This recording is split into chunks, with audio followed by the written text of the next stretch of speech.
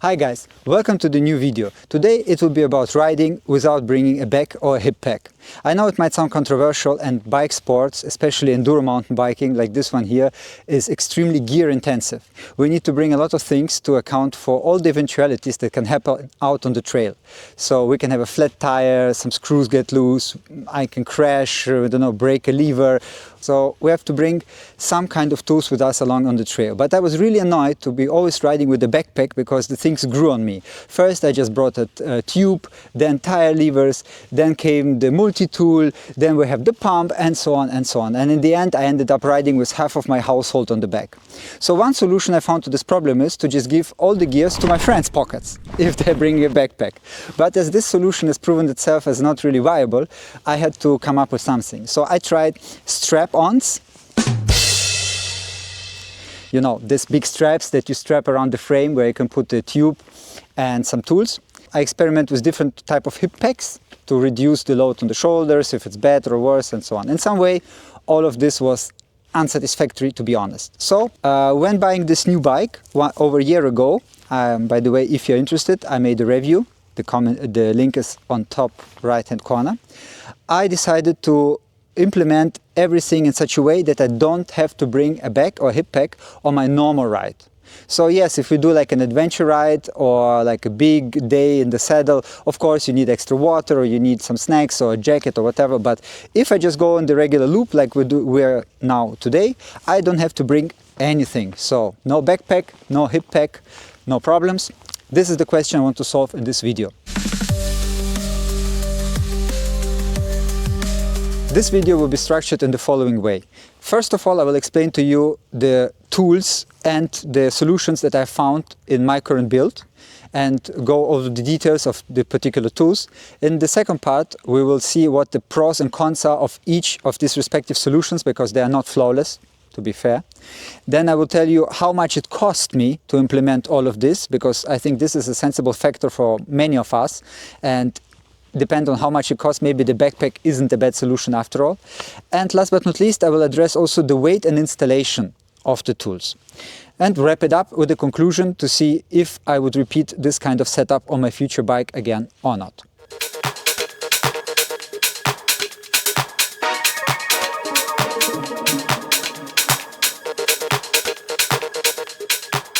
Let's get into the bike and the particular build. So the bike is a Forbidden Druid V2 in the colorway Spruce Almighty. This is a size large, which is an S3 full 29er.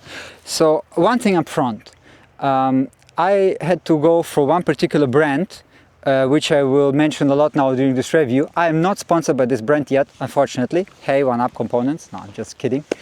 But as I'm not sponsored, I had to take a decision what I will get for my money, what things to buy, and I surveyed the market, and in the end I came up with two main things that I want to use, and it was all from OneUp EDC Tools. EDC is a system where you can mix and match different tools to store in different parts of the bike. So on this bike I have a full storage of tools inside the head tube, and I have this EDC 100cc pump, which we will also see in action later in this video, which carries a CO2 cartridge and a CO2 adapter, so you can inflate the tire rapidly in case of emergency. And this is even an inline mount. There's also a mount to mount the pump on the side of the water bottle or under the water bottle.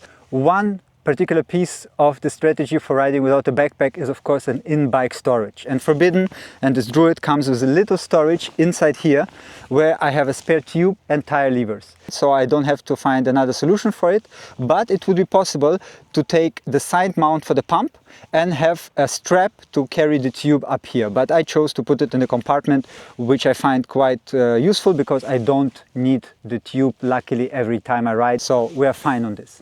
And as Mattia was slowly getting bored from filming all my takes, it was time to move to the next video location, and luckily there was a trail to clear in between.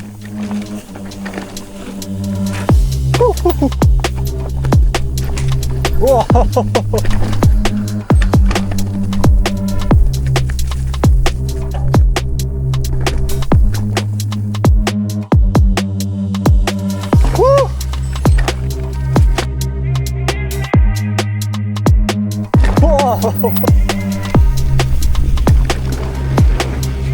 As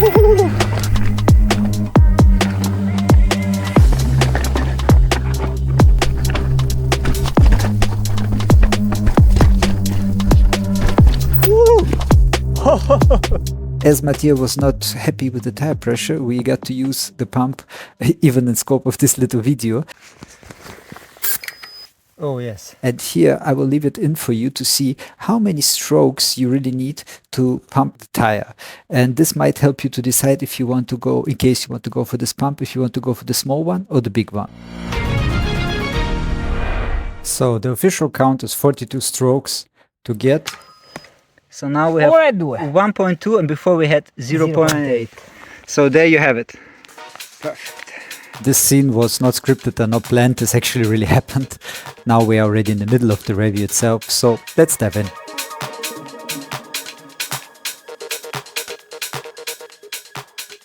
So how is the life with all these tools on the bike? First of all, let me touch base on this EDC multi-tool, the threaded version. So for this tool to be installed, somebody had to cut a thread inside the steerer tube of the fork. And now I have the Garmin here, I have to twist the Garmin and put it aside. But then I can just remove the tool with a little bit, it's a little bit fidgety as you can see. Okay, so inside the steerer tube comes the tool. I have this little nice tool collection, which here I have my chain links, I have a multi-tool and I have a spoke and chain tool. I have used this chain and spoke tool, but it did not really fit nicely with the spoke nipples that I have. Maybe other people have other experiences. This was not ideal, but the multi-tool is very nice. It's really nicely done. The Allen keys and the Torx key are flawless. They work like a charm. They have saved me numerous count of times. It's a normal multi-tool. It's compact, it's light, it's small. I like it. And the anodized color is also very nice. I like the fact I can put the chain links inside here, but now let's come to the more problematic things. First of all is the cassette tool. The cassette tool, you can see here, are these little pins. And why you might ask, why do I need a cassette tool on my multi-tool? This is a good question. But if we come over here, you see that the top threaded cap has a cassette tool screw to it. So at home you can use your normal cassette tool, but as you see, I've already vastly damaged this ring. And it's also due to this tool that it does not really work. I mean, you can do it, but the force you need to apply to tighten it in case it gets loose is too high and it damages the tool. Also normal cassette tools from RockShox or from Würth didn't really fit in here. You can buy a cassette tool from OneUp, which I did not because it's expensive and I don't think you need a OneUp cassette tool for a normal cassette screw or whatever, ring, how you call it. But this is something I was not happy with, and this construction does get loose. So I had a lot of problems getting these things tight and without play. Now it's finally working, but it took a while to dial this in. So I would recommend for anyone not to take the threaded option, but to take one of the others. Why did I take the threaded option? The advantage is that it can take this full kit. And the full kit has a lot of space, and the other options has just a little bit less space. But let me show you what is inside also, so we complete the build. Here is the plug for the salamis, and inside the tube, I don't know if it can be seen on camera, probably not, they are the salamis. Here and there they come out. So this is my tire plug kit. It does work. The tire plugs are fine, the plug is fine, I don't need the pliers.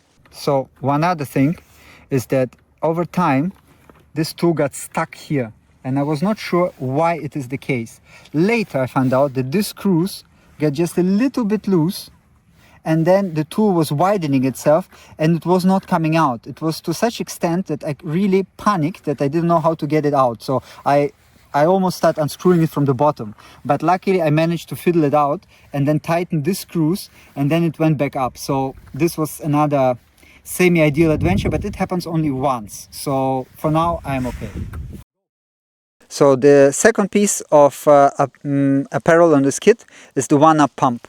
The OneUp 100 pump has a lot of space inside, and it follows the same logic as the multi-tool and the threaded top cap tool. Here you see is the same. It is the same. It is the same construction as with this one, so you could change both. It's the same chamber and it's the same same principle. Let me just open it, and there you see already how tight it is. So it takes some force for me to just pop it open, which is good so you don't lose it. But here inside you have the CO2 cartridge, and it's so long that you could put this whole headset tool that I had before inside the pump, and you can mix the tools a little bit. But you see I put some sticker on the cartridge, because without this tape, this is just some black tape, it was rattling inside and it was making crazy noises. With this tape, and the tape has to be really, really thin, I can still slide it in and out and it stays silent. Like this, it's perfect. Theoretically, I could put a second cartridge inside, but then it's really, really loud, because inside it's anodized metal, and metal makes a lot of noise. And I could put also all the tools inside here, but as I have the top tube, I don't need to mix it. Also, it is possible to screw the cartridge underneath the EDC tool in the top tube and just have it here instead of the salami tire plug kit. But once I found my setup, for me there's no need to change it around. So there you have all this little nitty-gritty of a daily life with these tools for after 1 year and almost 3,000 kilometers. But we are not done yet, and the sun was setting and we had to clear some more trails, so let's go.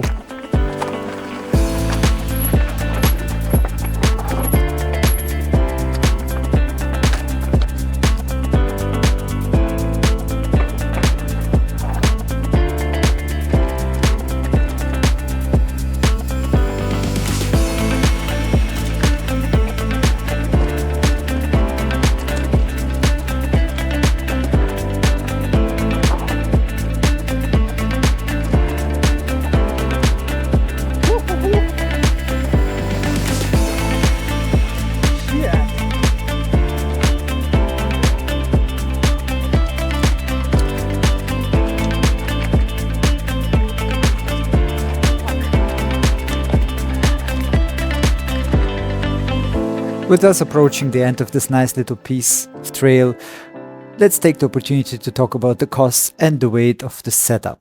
As we're pedaling up this little nice hill, I will start with the weight, and this is relevant for the pedaling up.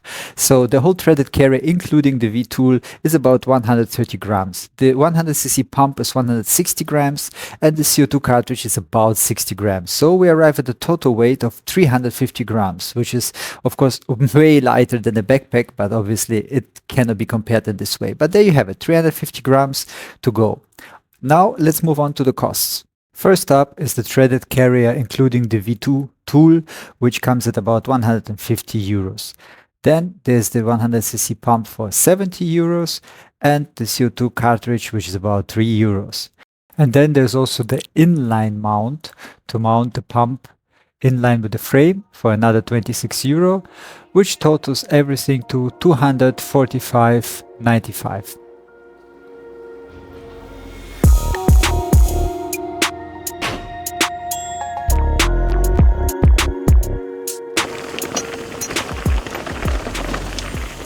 I can strongly recommend the OneUp kit because it does well for what it's made for. Don't take the threaded cap version, is my advice. To be honest, my experience was not the best with it, but overall the idea is cool. The tools are nice, they come in many colors, they are expensive, but they are worth the money. If you're going for the pump, I strongly recommend you to consider the larger pump. It does serve you much better when you do need it. And it's not such a mini pump, even the small one, it's still kind of bulky in a way for a mini pump, that I think it's worth to take the bigger one if your frame permits it. But in the end, it's a personal choice. Thank you so much for watching. If you have enjoyed this kind of video, please leave a comment, tell me what you would like to see in another way or maybe to improve, and share, like and subscribe. Thank you, and catch you in the next one. Peace.